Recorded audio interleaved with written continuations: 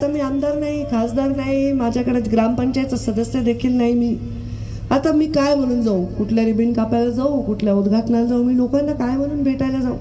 लोक म्हणायचे ताई या, ताई तुम्ही दर्शन द्या. आता म्हणलं मी काय देव देवी आहे का दर्शन द्यायला?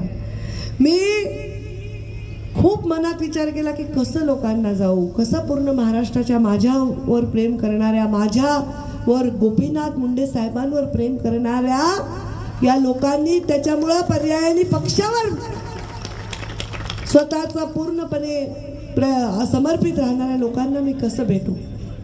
आणि मग काही घटना घडल्या, माझ्याविषयी रोज बातम्या. पंकजाताई डाव्याच बाजूला गेल्या, उजव्यालाच का गेल्या नाही? पंकजाताई रामप्रभू मुंडेकडे बघून हसल्या, मुरकुटेकडे बघून हसल्या.